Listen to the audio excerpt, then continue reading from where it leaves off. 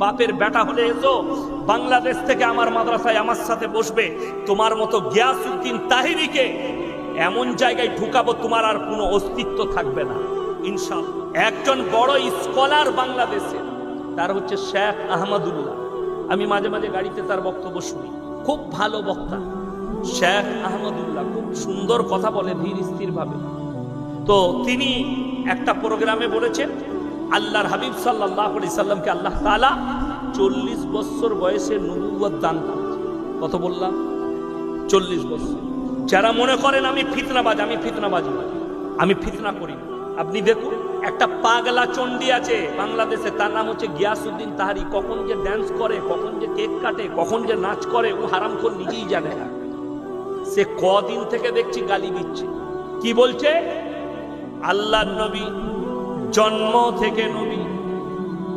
আপনারা জানেন এই যে ইয়াসিন বসে আছে, আপনারা বসে আছেন, আমাদিকে আগে সৃষ্টি করা হয়েছে না রূহটাকে? কথা বলে না? রূহটাকে। তাহলে কয়েকশো হাজার বছর আগে আল্লাহ রূহকে আগে সৃষ্টি করেছেন। জোরে বলুন না সুবহানাল্লাহ। তো রূহকে যখন সৃষ্টি করেছেন, রাসূলের রূহকে আল্লাহ সৃষ্টি করেছেন, সমস্ত নবীর রূহকে সৃষ্টি করেছেন। আর নবীজি জন্মানোর পরে আল্লাহ জানেন এটা আমার পয়গম্বর হবে, ঠিক কিনা? কথা বলে। আল্লাহ জানেন পয়গম্বর হবে, এবং তিনার বংশধররা, পরিবারের লোকরা বুঝতে পেরেছিলেন ইনি কোনো সাধারণ ছেলে নয়, ইনি একজন মহামানব হবে। এটা তারা অনুভব করেছিল। আল্লাহ নবুয়ত দিলেন। যদি জন্মানোর পর থেকেই তিনি যদি নবী থাকতেন, তাহলে কোরআনটা নবুয়ত পড়ার পাওয়ার পরে কেন অবতীর্ণ হল? এই পাগলাকে বুঝাবে কি? আসল কথা তা নয়। কি বুঝলেন? গাঁজা একটু বেশি খেলে যা হয়, আমি বললি খারাপ বলবি, কিন্তু আপনি শরীয়তটাকে শরীয়ত ভাবেন না। আপনি নিজের মতো করে নিতে চাইছেন। মন চাই জিন্দগি, মন চাই জিন্দগির নাম ইসলাম নয়, রব চাই জিন্দগির নাম ইসলাম। ইসলাম হচ্ছে পরিপূর্ণ একটা জীবন ব্যবস্থার নাম। আপনার নামাজ, রোজা, উঠা বসা, খাওয়া দাওয়া, আখলাক, ব্যবহার, চরিত্র, মিলামিশা, সবটার নাম ইসলাম। আর এই ভণ্ডরা সব শেষ করে দিয়েছে। জলঙ্গি থেকে আমাকে ফোন করে বলছে তোমাকে মুনাজারা করতে হবে। কার সঙ্গে? কবে বসবে?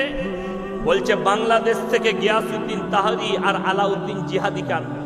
আমি বললাম ওই মাল কটাতে হবে না, তোদের যে শুয়ে আছে বেরেলিতে, আহমদ রাজা বেরেলভিকে তুলে লিয়াই কবর থেকে, তবে শওকতের বেটাকে জব্দ করতে পারবি। তাও পারবি নাকি সন্দেহ আছে, তা না হলে পারবি না। কবর পুজোটা ছাড়ো, কবরে সিজদা ছাড়ো। যারা আল্লাহ ছাড়া অপরের কাছে ভালো মন্দ চান, আমাকে গালি দেওয়ার আগে সকালবেলায় গিয়ে কোরআনের আয়াতটা পড়বেন। আর ওই ভণ্ড তাহিরিকে, তাকে বলো কোরআন হাদিসের স্টাডি করো। স্টেজেতে কোরআন হাদিস বলার ক্ষমতা নাই, শুধুমাত্র গান করে, শুধুমাত্র মাথা ঝুঁকিয়ে জিকির করে আর ড্যান্স করে জিকির করে। এই হারামখোররা কোরআন হাদিসের জ্ঞান নেই। আর শেখ আহমদুল্লাহর মতো একটা বিজ্ঞ আলেমকে এরা গালিগালাজ দেয়। হিম্মত থাকলে আমাকে দাওয়াত দিয়েছে ভারতে, আমার মাদ্রাসায় মাগুর মাছ আর তোমাদের লেগে দেশি মুরগি রেখেছি। বাপের বেটা হলে এসো, বাংলাদেশ থেকে আমার মাদ্রাসায় আমার সাথে বসবে, তোমার মতো গিয়াসউদ্দিন তাহিরিকে এমন জায়গায় ঢুকাবো তোমার আর কোনো অস্তিত্ব থাকবে না ইনশাআল্লাহ। বড় কষ্ট লাগে, আপনি বুঝছেন না। কোরআন 17 পারা, কত পারা বললাম? 17 পারা, শেষ পৃষ্ঠা, শেষ রুকু। যাদের বাড়িতে মানে কোরআন আছে খুলবেন, অনুরোধ করে বলে যাচ্ছি। ইয়া আইয়ুহান নাসু যুরিবা মাতালুন ফাসতামিউ লাহু ইন্নাল্লাযীনা তাদউনা মিন দুনিল্লাহি লা ইয়াখলুকু দুবাবান ওয়ালা বিসতামাউ লাহু। হে পৃথিবীর মানুষ, তোমরা যাদের কাছে ভালো মন্দ চাও তাদেরকে জিজ্ঞেস করো, তারা একটা মাছি পর্যন্ত সৃষ্টি করতে পারে না। মাছি সৃষ্টি তো দূরের কথা, মাছি যদি তাদের কাছ থেকে কোনো জিনিস ছিনিয়ে নিয়ে যায়, সেটা উদ্ধার করার মতো ক্ষমতা নেই। তারা হচ্ছে শক্তিহীন, আর আমি আল্লাহ হচ্ছি শক্তিশালী। জোরে বলুন সুবহানাল্লাহ। আপনি মনে মনে ভাবছেন কবরে পাওয়া যায়, এখানে পাওয়া যায়। আল্লাহর কসম করে বলছি, হযরতে উমরে ফারুক রাদিয়াল্লাহু তাআলা আনহু থেকে বড় ওলি পৃথিবীতে আর কেউ হতে পারবে? কথা বলেন। তিনার মাজার নাই। হযরত আবু বকর সিদ্দিক রাদিয়াল্লাহু তাআলা আনহু, তিনার থেকে বড় ওলি পৃথিবীতে আর কেউ হতে পারবে না, তিনার কোনো মাজার নেই। চলুন, জলিলুল কদর সাহাবী যারা হজ করতে গেছেন, যারা যাবেন, গিয়ে একটা জিনিস দেখে আসবেন। ওইখানে উহুদের প্রান্তরে, উহুদের যে পাহাড় আছে সেইখানে 70টা সাহাবীর কবর লোহার ব্যারিকেড দিয়ে ঘেরা আছে। যারা উমরা করতে যাবেন, হজ করতে যাবেন, দেখে আসবেন, এটা কিতাবের মধ্যে পড়েছি। সেইখানে এমন একজন সাহাবী শুয়ে আছেন যিনি হচ্ছেন নবী আকরাম সাল্লাল্লাহু আলাইহি ওয়াসাল্লামের চাচা যান, তিনি হচ্ছেন আমিরে হামজা রাদিয়াল্লাহু তাআলা।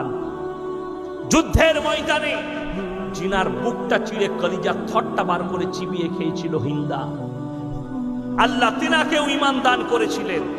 সেরকম সাহাবী শুয়ে আছেন। আর আমাদের দেশের ভণ্ডরা বলছে মক্কা মদিনায় ওলি নেই। আমাদের দেশের ভণ্ডরা বলছে পীর না ধরলে জান্নাতে যাওয়া যাবে না। তাহলে আমি তোমাকে জিজ্ঞেস করব, আবু বকরের পীর কে ছিল বলো? উমরের পীর কে ছিল বলো? ইমাম আবু হানিফা রাহিমাহুল্লাহর পীর কে ছিল বলো?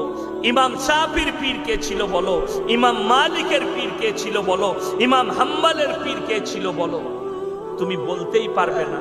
ইমাম বুখারী, ইমাম তিরমিজি, ইমাম আবু দাউদ, ইমাম নাসাই, এদেরকে পীর ছিল না, এরা জান্নাতে যাবে।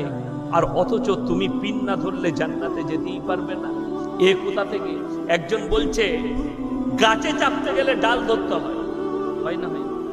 একজন উদাহরণ দিচ্ছে আমাকে, বলছে তুমি যদি দুতলা ছাদে চাপো, সিঁড়িতে চাপো না কিসে চাপো? হ্যাঁ, সিঁড়ি দিয়ে চাপি। বলছে যখন সিঁড়ি দিয়ে ছাদে চাপতে হয়, তাহলে আল্লাহকে পেতে গেলে পীরু ধরে ধরে যেতে হয়। আমরা যদি এটা ঠিক হয়, যে বাড়িটায় লিফট আছে, বুর্জ খলিফায় লিফট আছে, লিফট বুঝতে পারেন, সে তো সুইচ টিপে মাল উপরে চলে যাবে, তাকে তো আর সিঁড়ি লাগছে না। এমন তাহলে তারটা কি হবে? কথাটা বুঝতে পারেননি? আমি লিফটে চাপব। যারা মনে মনে করছে যোগাযোগের রাস্তা, কোরআনের দলিল দেন। আল্লাহর কসম করে বলছি, এমন একটা দলিল দেবো তোমার ভণ্ড পীর আর কাটতে পারবে না। সূরায়ে সিজদা, কোন সূরা বললাম? সিজদা 21 পারা। তাতাজাফা জুনুবুহুম আনিল মাদাজি ইয়াদউনা রাব্বাহুম খাউফান ওয়া তামাআ ওয়া মিম্মা রাযাকনাহুম ইউনফিকুন। আল্লাহ তাআলা এখানে বললেন, ডাইরেক্ট আমার সঙ্গে সম্পর্ক করার রাস্তাটা আমি আল্লাহ বলে দিচ্ছি। জোরে বলুন সুবহানাল্লাহ।